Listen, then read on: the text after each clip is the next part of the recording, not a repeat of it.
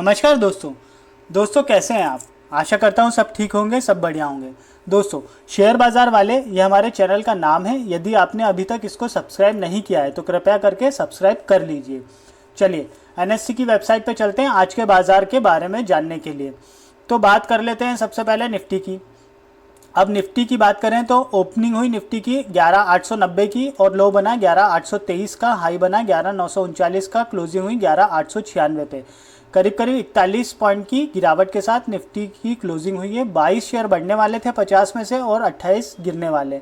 NTPC में 4.13% की बढ़त रही और हीरो मोटोकॉर्प में 3.03% की गिरावट रही। दोस्तों, ये ग्राफ देख रहे हैं आप, इसको थोड़ा सा ध्यान से देखिए।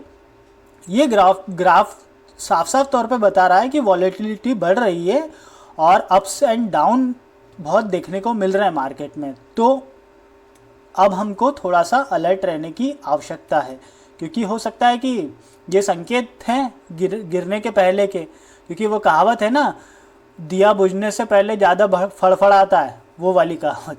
चलिए बैंक निफ्टी की बात करते हैं। तो बैंक निफ्टी की ओपनिंग हुई 24,447 पे, लो बना 24,250 का, हाई बना 24,691 का, 24,484 का, क्लोजिंग हुआ 150 पॉइंट की लगभग गिरावट रही बैंक निफ्टी में और 0.61% की गिरावट रही। यहाँ पे भी वही स्थिति है कि अप्स एंड डाउन चल रहे हैं। अगर 12 शेयरों में से एडवांस डिक्लाइन की बात करें तो एडवांस में 4 शेयर थे, मतलब बढ़ने वाले 4 शेयर थे और 7 गिरने वाले। जो बढ़ने वाला था उसमें सबसे ज़्यादा एक्सिस बैंक 1.72% और जो गिरने वाला था इंडसइंड बैंक 2.99%।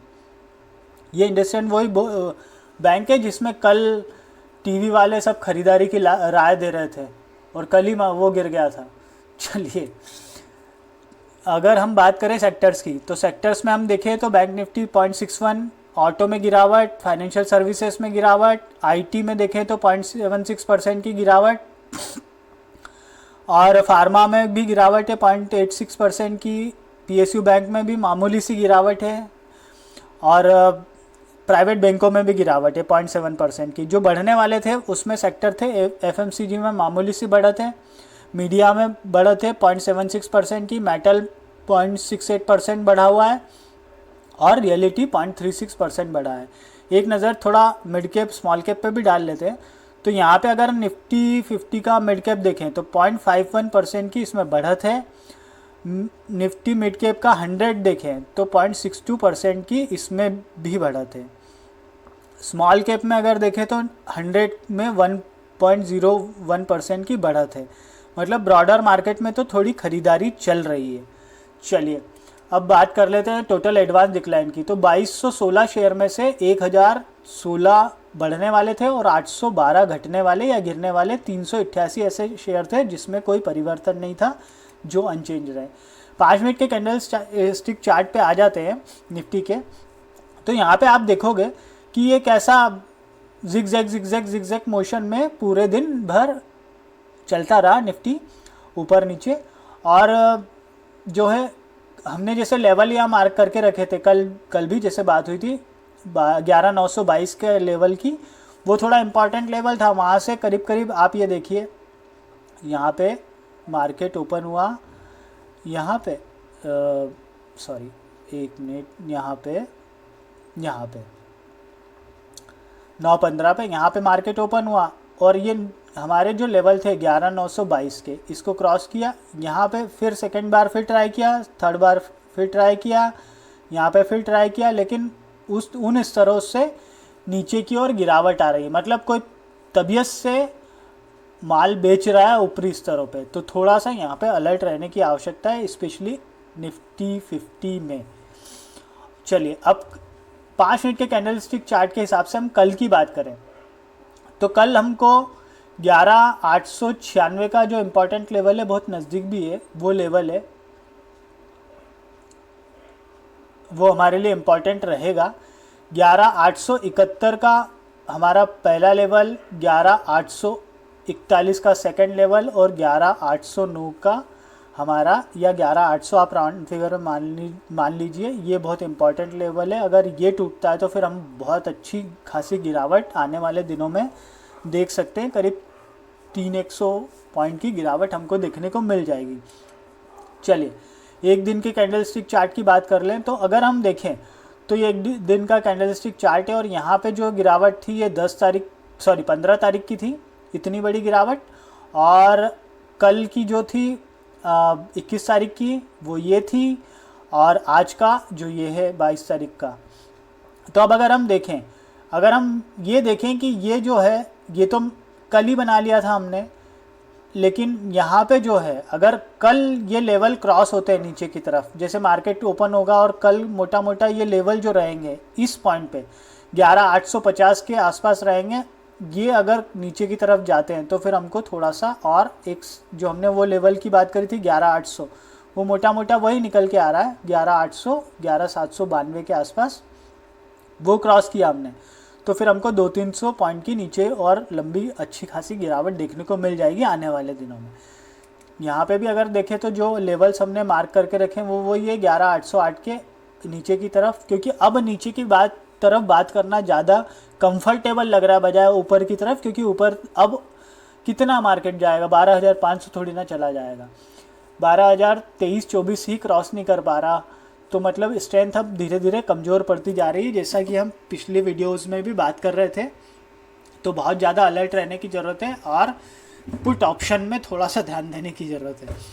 चलिए बैंक निफ्टी की बात कर लेते हैं। तो बैंक निफ्टी की बात करें तो 24,448 की इसकी क्लोजिंग थी, और मोटा मोटा यहाँ पे भी सेम सिचुएशन थी कि जिगजैग मोशन में ही बैंक निफ्टी चलता रहा। अब 5 मिनट के कैंडलस्टिक चार्ट की अगर बात करें तो यहाँ पे अगर हम कल के बात करें तो 24,413 हमारा एक इम्पॉर्टेंट लेवल पहला, उसके बाद हमारा जो मोटा मोटा 24,250 के आसपास आप मान के चलिए, एक लेवल 24,250 के आसपास भी निकल के आ रहा है, वो भी मान के चलिए, और उसके बाद 24,186 80 मान लीजिए, 24,180 के आसपास ये टूटे तो कम से कम 700-800 पॉइंट की बैंक निफ्टी में गिरावट देखने को मिल सकती है आने वाले दिनों में। ऐसा नहीं कल ही हो जाएगी, हो सकता है थोड़ा समय लगे, लेकिन ये भी पॉसिबिलिटी है कि कल ही हो जाए, क्योंकि संभावनाएं तो दोनों तरफ की है। अभी फ़िलहाल ऊपर की तरफ जाने की उतनी स्ट्रेंथ भी बैंक निफ्टी में कम से कम आज के हिसाब से, मार्केट के हिसाब से तो नहीं दिखी, फिर भी 24,597 मतलब 24,600 मान लीजिए आप, वो इम्पॉर्टेंट फर्स्ट लेवल है, 24,713 के आसपास का सेकंड लेवल है, और 24,818 अगर प्लस साइड में जाते हैं तो। वैसे मुझे नहीं लग रहा कि अभी मार्केट आने वाले दिनों में ऊपर की ओर जाएगा। मुझे लगता है कि फ्राइडे को गिरावट रहेगी, मंडे ट्यूसडे गिरावट रहेगी, और फिर बुधवार गुरुवार को फिर शॉर्ट कवरिंग का वो एक कारण रहेगा।